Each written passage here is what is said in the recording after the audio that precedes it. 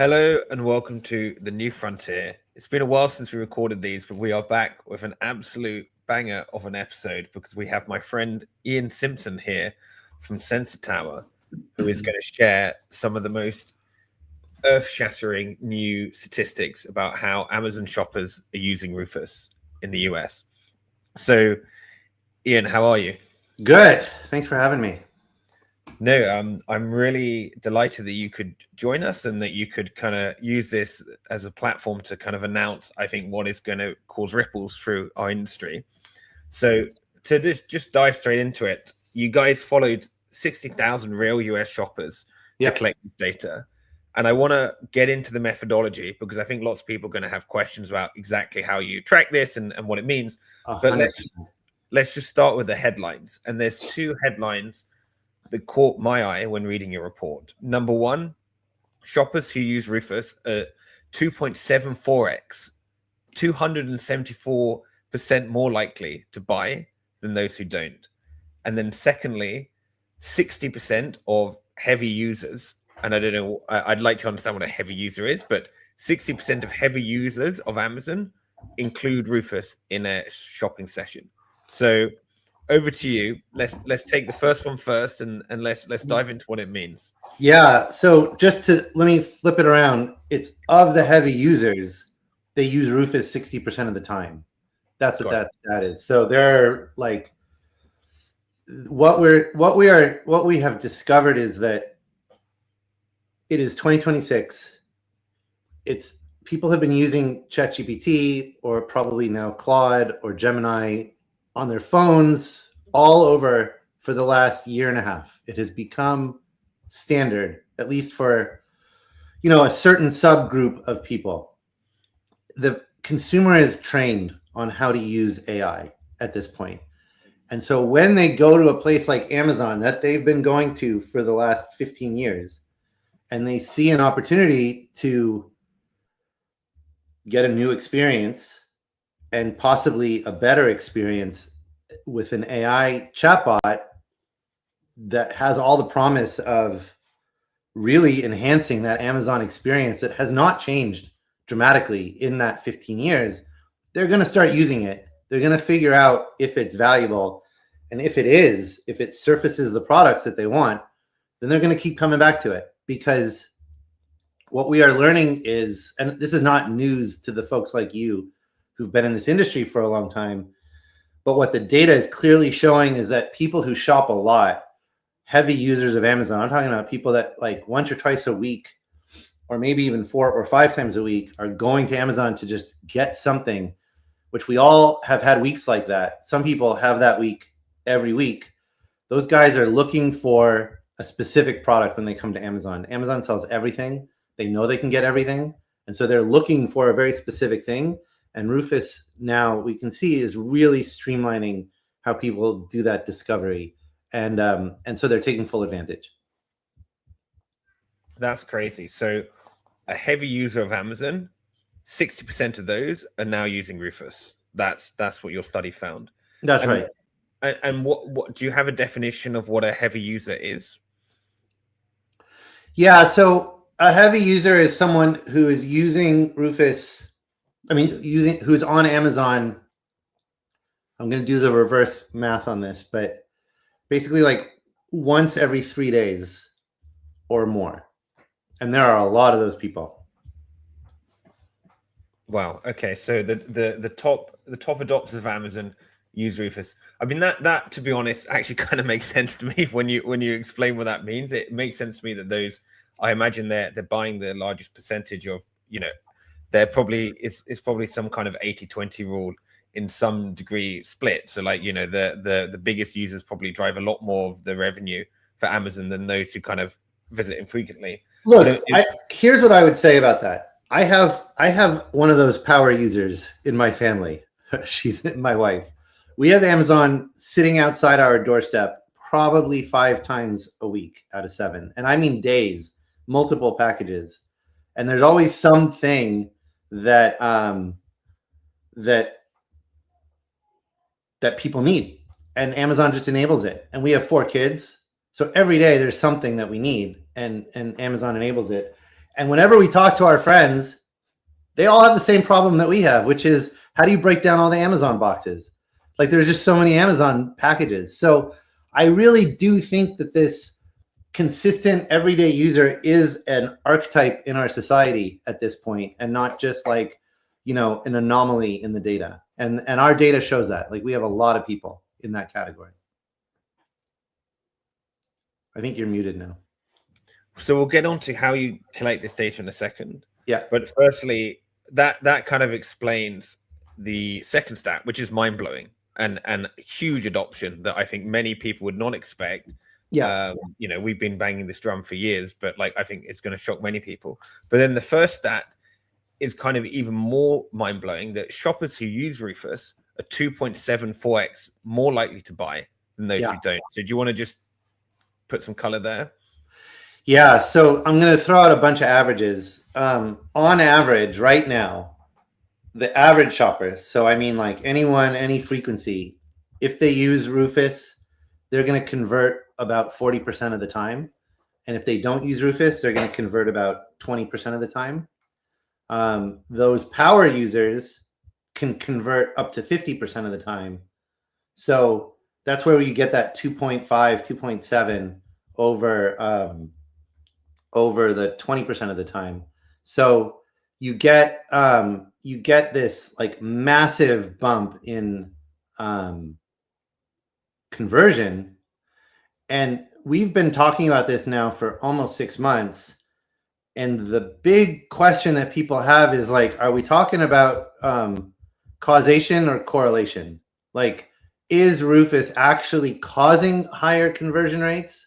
It certainly looks that way, but is it also that people are just more likely to use it if they're more likely to buy? And what we've been looking into is that specific question. We're really trying to dig in on that. And what actually, I worked with Christian on your team, and we actually collaborated a little bit and discovered that based on our data, it looks like it's the dedicated buyers that are using Rufus because they want to buy.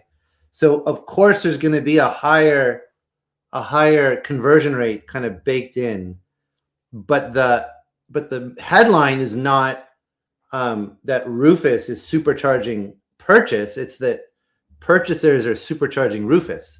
Like they're jumping in, they want something, and Rufus is right there to help them get it. And so they're more than happy to enable it and use it. Yeah. So I love the way you frame that. So almost as you're saying, the causation versus correlation is the wrong way to think about it, because those who want to buy are using Rufus. So if you're a brand that wants to sell for Amazon and you want to sell to the sellers who are most likely to buy, you need to be thinking about your Rufus strategy. No doubt. There's just no doubt. Like your products, like the people who are most dedicated to finding your product are using Rufus to find it. Yeah. Well, I think that may be the most explosive introduction we've ever done to a podcast ever. I think that's probably, you know, people's minds are whirling. So let's take a step back from those extraordinary stats and maybe just ask, like, what is Sensor Tower? How do you collect this data? And yeah. Yeah. So the short answer is Sensor Tower is a data intelligence company. We track the digital economy. We're about 15 years old, and every year we kind of expand the pie of what we are able to see. And we do that through a gigantic panel of people worldwide who've given us permission to, you know, as they're using their device, whether it's a mobile phone or their computer or a smart TV, connected TV, to sort of pick up on the signals that they're getting and share those signals with us. So we track all digital advertising, basically everywhere in the world, across Facebook, all social, connected television, display, retail media. We track search in retailer establishments like Walmart and Target and Instacart. We track a huge amount of our data comes from the mobile world. So not totally tied to this, but because our panel is using their device every day, our core product, which is called Sensor Tower, is our mobile intelligence platform, where we are essentially reporting on what's happening in the world of apps to a huge customer base. In fact, our biggest competitor was Data.ai. We acquired them a year and a half ago. So we have this incredible team of people that are really dedicated to getting this data out there and to expanding it. And we have this incredible set of customers that come from, the customers that we've acquired over the years, plus that we've acquired through acquisition. And so we have a tremendous customer base that's using it. My role is the SVP of innovation. So it is my job to work with clients, identify data that we pick up from that panel that may not yet be productized in our platform, and bring it to light. Amazon Rufus, and frankly, like a ton of the activity that's happening in the world of AI, we are able to pick up those signals, but we have not yet productized them. We have a team that's working to productize them in the product, and my team is working to bring them to light with clients and partners. Yeah, well, I think you guys are doing an amazing job, and I'm really excited for everyone listening to get their hands on the full presentation you've made. But on these 60,000 shoppers that you've kind of tracked, how are you sure that they are they represent the full basis of the millions of Amazon shoppers that are in the US? Well, so the reason we chose these people in particular from our panel is because they've been in our panel for almost 18 months at least. So, as a panel operator, I won't go into the nitty gritty details, but as a panel operator, people that use our apps, they opt in, sometimes they opt out. They can choose whether they want to share data or not.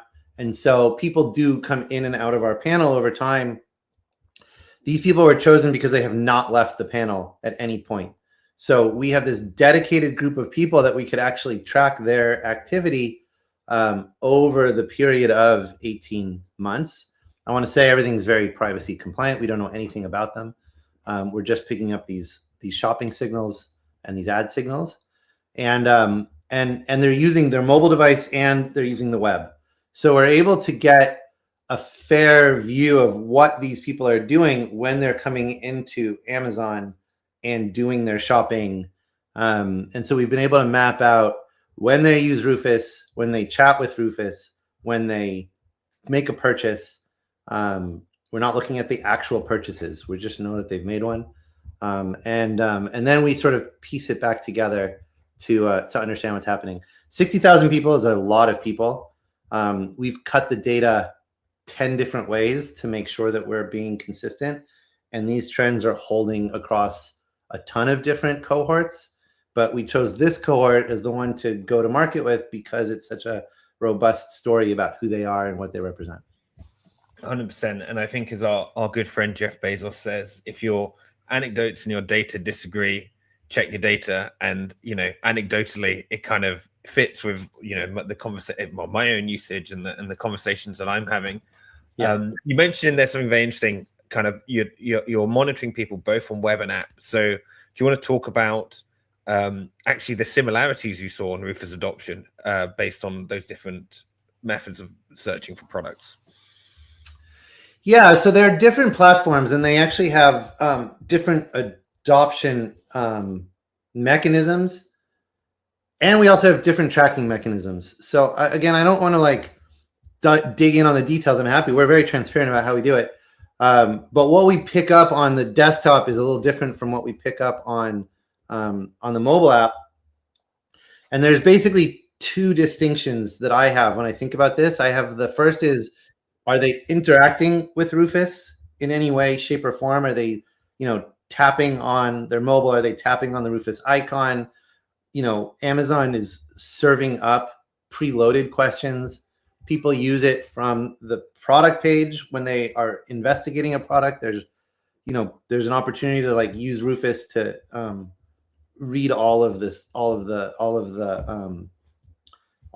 comments and reviews. There's an opportunity to use Rufus. There's lots of opportunities to use Rufus. most of a big portion of our data comes from the question of, did they have an interaction with Rufus at all? And another part of our data is, did they actually have a conversation with Rufus? Did they type in something and hit enter? And so we have these two different subsets of the data. And what is miraculous, well, I don't know if miraculous is the right word, but what is just awesome to see, because we're at so much scale, is just how similar those results are, whether we're talking about web or Android phones. We see so many of the exact same patterns holding across both device sets, because we're able to pick up on so many different people. They balance out, if that makes sense. Yeah, incredible. And it is kind of amazing to see that in your report. And I don't know if you want to share your report, but or your screen, but you're welcome to. That we have basically the same adoption of Rufus, whether a customer's on the web or the app. And as you say, it kind of makes sense, right? It's very hard to avoid Rufus these days. I think the biggest challenge is that shoppers probably don't even know it's called Rufus. They're probably just searching the way that they have always searched on Amazon, and they probably not even they're not even realizing themselves that they're now using like an AI shopping assistant, because as you say, it's so integrated into our lives now. We're just kind of used to it, and we don't. So I would imagine if you surveyed 60,000 people and said, "Do you use Rufus?" you probably get a very low percentage saying yes, because they probably have no idea what it's called or what it, I think that's probably true. But actually, when you look at the data, absolutely, they are using this kind of AI shopping agent in multiple different ways. Yeah. Is there any other insights that you wanted to share? Well, I will say a few things about the methodology, and then I'll be done with this. We worked really hard to isolate for those people those shopping sessions where they're actually shopping. There are tons of other times that people go to Amazon, they process returns, they check their account, they see if something is shipping. So we worked pretty hard to isolate all those out and just define not just this cohort of people, but only proper shopping sessions to keep the sample set really, really tight. So that was, we came up with an earlier report in December and January that focused exclusively on what was happening with Black Friday. That was kind of like our aha moment, was in 2025 over Black Friday was probably the first true agentic shopping period, even though people are not using agents to shop, but using agents to even support your shopping is not something that was really happening a year earlier. So as we looked across all the data for Black Friday, we had this challenge of not knowing, when people did not use Rufus, well, what were they doing? But we've solved that problem now. And so now the data is really tight on just shopping sessions. Yeah. I mean, this gets into a whole nother debate, but people often argue what like agentic commerce means. And to me, it's like saying, what does social media mean? What does the internet mean? Like, the reality is it's going to mean different things at different times, and what we mean by agentic commerce is going to evolve. But today, we have 60% of Amazon shoppers using this shopping AI assistant. That is, of course, agentic commerce. And then tomorrow, maybe they have their own AI agent that interacts with Rufus, like we all have our own OpenClaw or whatever. And that, then the definition will shift, I think, through time. But the adoption of agentic commerce today for brands, I mean, it's staggeringly important. And obviously, this is not just your data, right? This is Andy Jassy coming out and saying that customers who use it are 60% more likely to purchase. He said that in Q4. Said in Q4 that it drove 12 billion in incremental sales. So that actually is what sparked a lot of this. Was, do we believe that? And I think that the narrative is it sparked 12 million in incremental sales. I think what we're saying is it had a very strong role to play in 12 million or 12 billion in sales. I think that people are self-selecting to use it because they want to buy something. And so that's the right. That's the causation versus correlation. I'm sure Amazon is happy to use causation. I'm sure they're trying to argument. push that they've built the best AI agent, which I think they have. But equally, it is a felony to lie on an earnings call. So I don't think they're going to be pushing the boat too far on this, right? Like, if no, I don't think that they are. I'm not even accusing them of that. I just wanted to understand what they were talking about, because critically in that interview or in that earnings call, he said they used a 7-day attribution window. We use a single 1-day attribution window. So it's actually even tighter than their own methodology, right? Oh, if wow. someone touches Rufus at all in 7 days and they buy something, Amazon is giving them credit. We're saying only if it happened in the same day do we give them credit. And so we actually, our data is tighter, I think, than theirs, but obviously they have a sample size of 100%.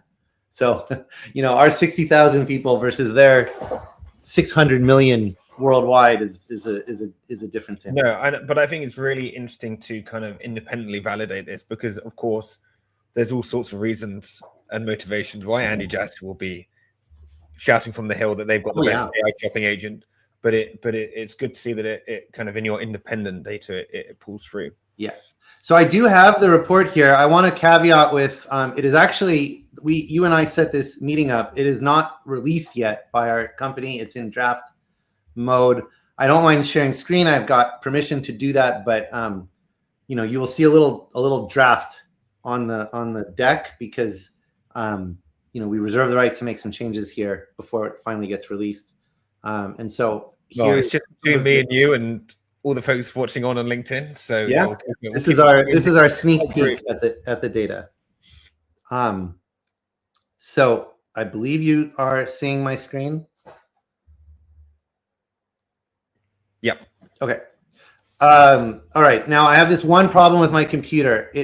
This little pop-up keeps coming no matter what. So just try to ignore it. I've done everything I can to get rid of it, and it won't go away.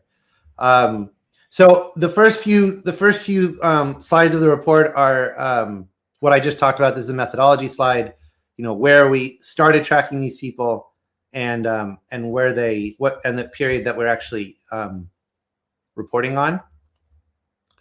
And the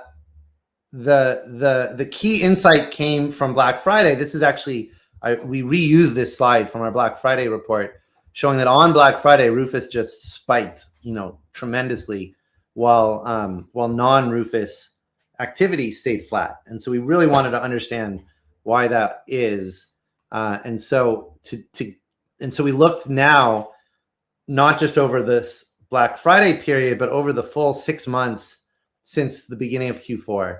And so we have this kind of, it's not a paradox, but it's a question that needs to be explained, which is, of course, shopping is going to reduce after Black Friday. We expect that to happen.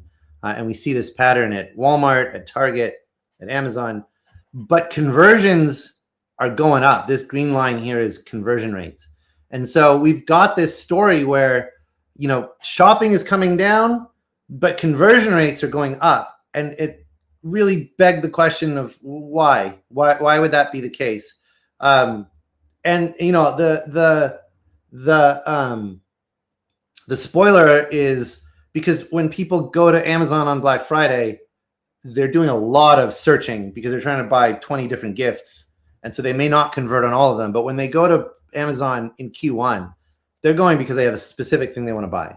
And so it created this sort of dichotomy between, heavy browsing over here and deliberate shopping over here. And that's sort of like the natural laboratory that we were playing in, which also created a really nice opportunity to do some comparisons. Does that make sense? Oh, and then this basically says that, right? Like the holiday shopper is coming in, talking to Rufus and saying, am I getting the right gift from my dad? Whereas the Q1 shopper is coming in and saying, I need to replace my air filter, right? So they're just two different use cases for something like Amazon. So that graph above was on Rufus specifically conversion. No, this is all shopping. All Amazon, all shopping. Got it. Okay. Yeah. So these are what I told you. We define these shopping days, right? So these are actual shopping sessions amongst. Now we're looking at a subset. In this particular graph, we're looking at a subset of 10,000 of the 60,000, and the activity that they did during that period. Got it. And then to your original jaw-dropping point Here it is. 2.74 x. But remember, as I said, no Rufus, 21%, some Rufus, 30 to 40%, a lot of Rufus, 58%. And this is across the whole 6-month period, but then in Q1, we get the same kind of view. So, it seems like almost like too perfect that the more they use Rufus, the more they buy. But it also does make sense that the more they use Rufus, the more dedicated they are to buying something. I mean, it makes total sense, right? Because you are searching across Amazon's billions and billion SKU catalog to find a specific thing, and you keep on searching, and then you find it. So I mean, it makes total sense. Exactly. And one would imagine as they improve Rufus, conversion will go up. It will be able to find the right product in the first few asks rather than taking people 11. I mean, 11 asks is a lot, right? That's a real dedication of I don't think I have the energy for 11 asks of a Rufus. I'd probably be stopping at the either buying or leaving at the 4 or 5, I'd say. I don't know. It kind of depends on what you're looking for, right? Like if you're buying a camera that has all these little details, you might go back and forth 25 times. Yeah, fair. If you're really digging in. Yeah. Don't want to offend these people. This mystery subset. But yeah, this mystery subset. I'm just going to move a little quickly. I don't want to run out of time with you. So this is kind of the aha moment for us because we had this period of time where we didn't know if like there's causation or correlation. At the end of March, Amazon hosted another sale, this big spring sale, March 25th to 30th.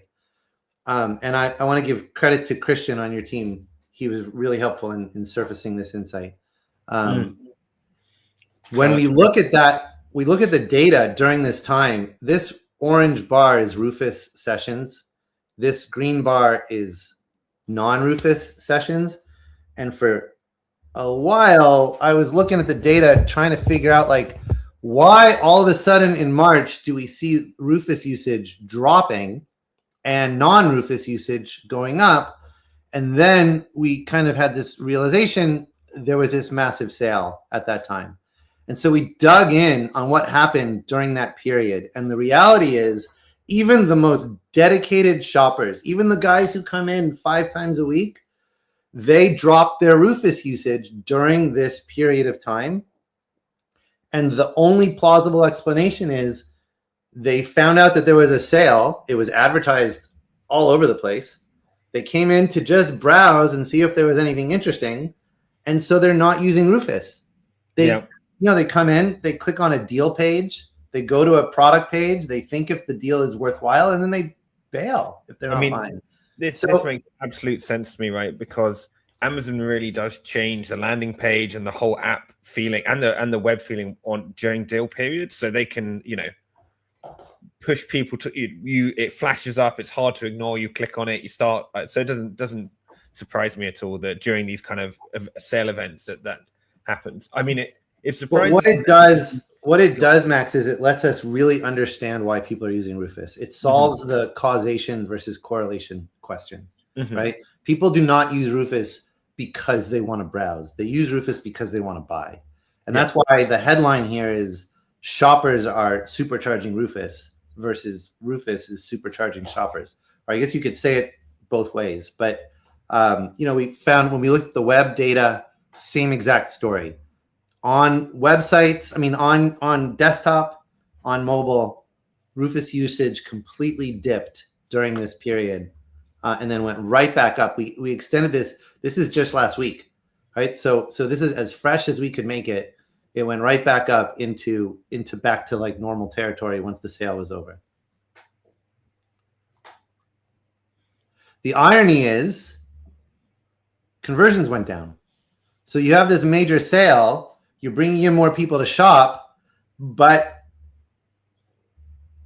shopping actually reduces from a conversion perspective. And so, again, this could not have like been served up to us better on a platter than to say like what was going on in the market during this period and why did it have such an impact, globally or nationally on how people are using Amazon. But there it is. Conversion drops 10%, 10 points during the sale. And it's because people are coming in, they're not using Rufus. They're not really that interested. These ads are not for like the most important things in people's lives. These are just things that you might want to save a little bit of money on. And so, if you are in there to do a discovery for a specific product, you don't care if that is on sale or not. And if there is a sale, you're coming in to see if there's anything interesting, but it doesn't mean you're going to buy. I'm going to throw in Ginger here, live from LinkedIn. Ian, do you want to take this question? Do you think that the additional shoppers during the sale reduce the percentages? Hold on. I've read it out. Do you think that the additional shoppers during the sale reduce the percentages? Yes. But sessions overall got just a tiny little bump. This is not a major sale. That's the other thing, is it's not like this did not drive a major anomaly in the market. In fact, if I come back to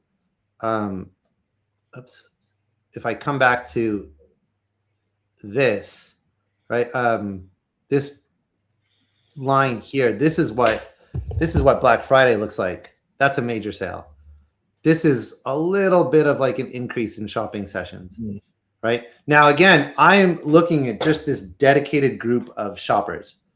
There are maybe people who are brought in to who came in fresh, who started really digging in, but they probably would have dropped the conversion rate down even more. This is a group of people that we've been tracking for 18 months, and so we're able to compare this group against periods when they are not in a sale period, and so that's the magic of having like this dedicated cohort, is that it's the same people with shopping habits from before that we can track and see if those shopping habits changed during this period.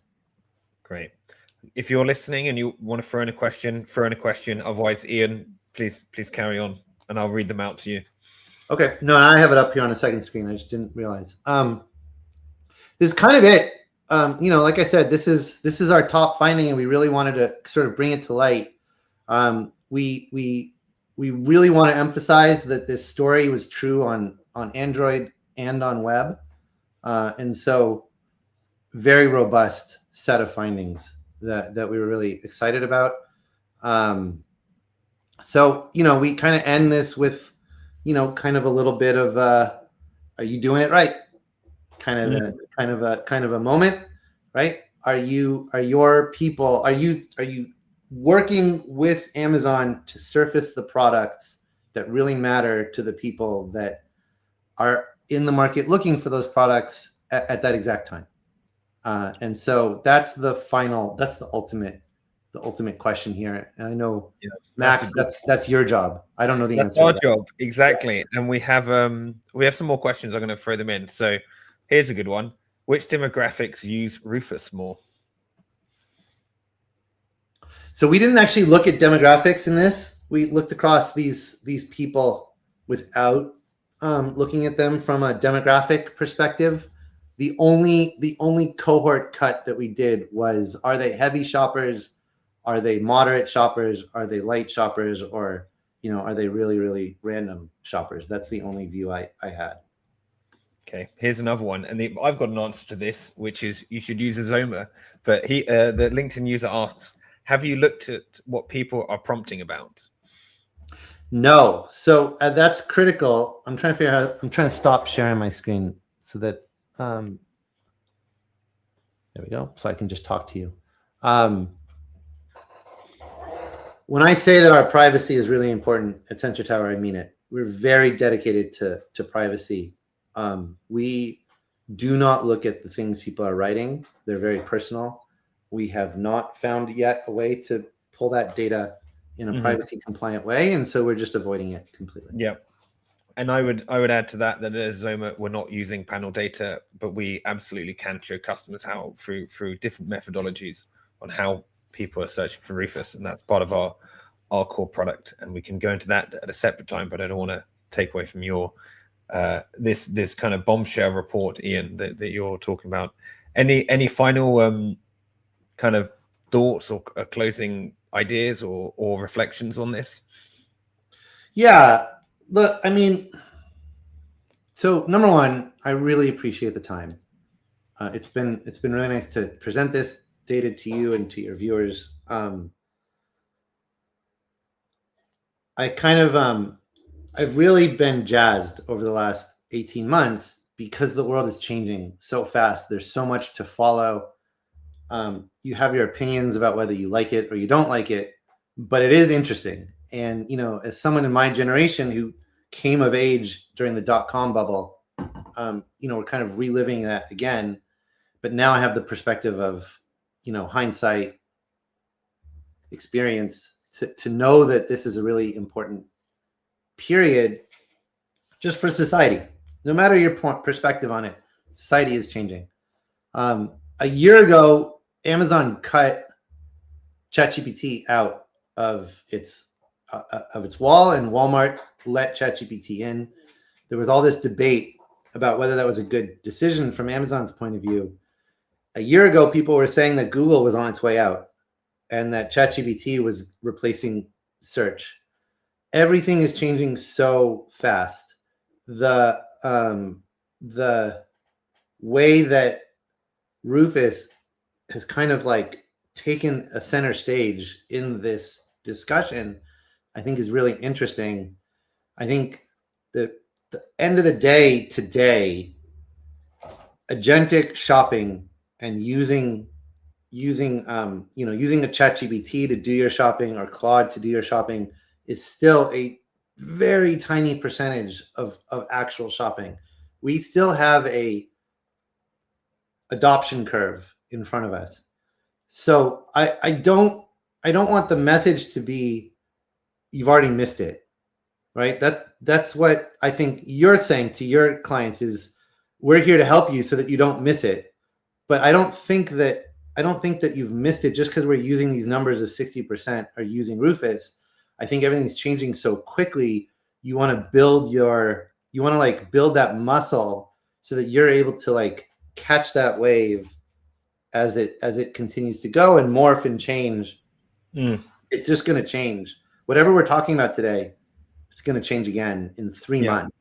But you guys are on the cusp of keeping tabs on it, and that's what we're trying to do too.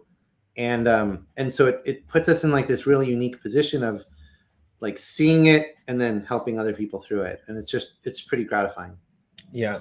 And I think I'd add to that, like, this is moving so fast, and Rufus is kind of evolving into this action-based agent where you can trigger actions and set up things you want to do, and it will take actions on your behalf. So I think I wouldn't say to brands it's too late, but I would say like this is a train which is less a station. Yes. And it's gathering speed, and it's time to get with the understand where we're going. It's definitely not too late, but this is not where we're ending up with Rufus, right? I see it like a relay race more than a train, right? Mm-hmm. Like if you're running a relay race and you're passing the baton to your person, you don't start from zero.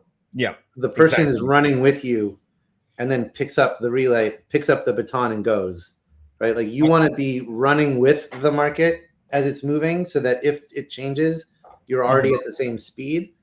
The train leaving the station implies that you're sedentary and the train is moving. No, I think that's a beautiful analogy because, you know, if you haven't optimized for Rufus today, which is basically an LLM, you are going to miss the next round of baton when it is someone's agent talking to Rufus, and we will get there. So it's, you know, we're not too late, as you say, with the train, but now we're kind of like into this weird analogy. Well, I just hang out in the cafe car. It's the building blocks, right? Where you know you need to be like, this is where we are today, and it's going to move fast. So and it's going to evolve. But Ian, I appreciate you coming on here and kind of sharing this first with us. I hope I think last time this was in Forbes, and I imagine you're going to be back in all the major newspapers, breaking news, because this is really exciting stuff, at least in our industry. Well, I hope so. We're going to be. I'll do one quick plug. We're going to be at Possible next week, and one of the things I was really trying to do is get this out before Possible, so that there's a lot of opportunity to talk about this in much more depth next week in Miami. Go find Ian at Possible, and the whole Sensor Tower team is going to be there, and maybe you guys will hopefully be in our event in New York. I really hope we can, maybe we can make that happen as well. Because yeah, for sure. Fantastic, for folks in New York to see and hear from this firsthand. But yeah, thank you for your time and enjoy Miami. Thank you. Thanks a lot. Nice to see you, Max. Bye, Christian, in the background.